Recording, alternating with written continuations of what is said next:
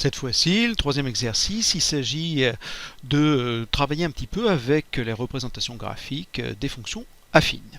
Alors, encore une fois, vous cherchez et on se retrouve pour la correction. Première question, en utilisant la représentation graphique de la fonction f qui est donnée ci-dessous, déterminez pour tout réel x l'expression de f de x. Bon. Alors comment est-ce que l'on procède? Vous savez que vous pouvez lire les deux nombres m et p de l'expression f de x égale mx plus p. M correspond à la manière dont la droite est penchée, c'est-à-dire on appelle ça la pente de la droite. Et donc ici, vous prenez un point à coordonnées entières, si possible, par où passe notre représentation graphique. Alors on peut prendre celui-là par exemple. Et puis là, vous avancez d'une unité vers la droite et vous, après, rejoignez la droite, soit en montant, soit en descendant, suivant si vous avez une fonction affine croissante ou décroissante. Ici, on va donc monter.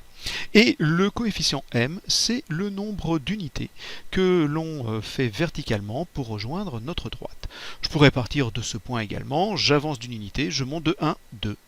Ou bien de ce point, j'avance d'une unité, je monte de 2. Et vous voyez que voilà, ça va faire, si je pars d'ici, démarche 1, je monte de 2. 1 vers la droite, je monte de 2, 1 vers la droite, je monte de 2, etc. Toujours, vous avancez vers la droite. Vous ne commencez pas à aller vers la gauche. Voilà ce que ça donne si je le dessine. Donc m vaut 2.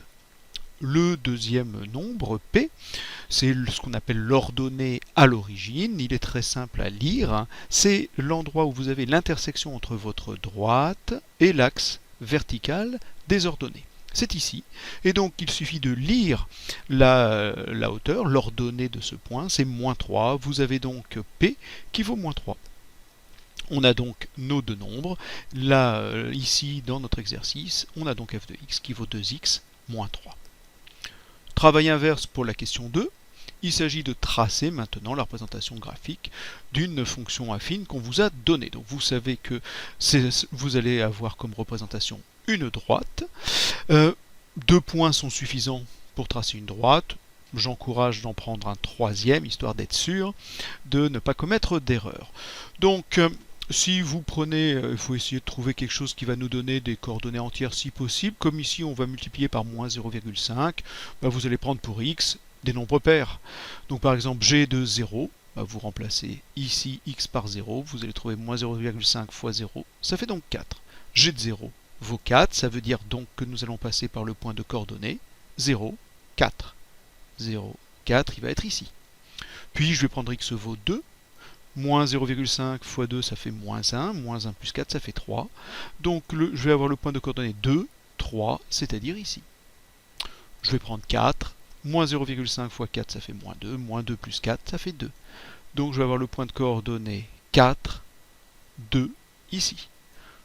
Je les ai placés. Vous avez ici les calculs sur lesquels je m'appuie, les 3 points qui sont dessinés. On trace la droite qui passe par ces 3 points. Voilà la représentation graphique de la fonction g.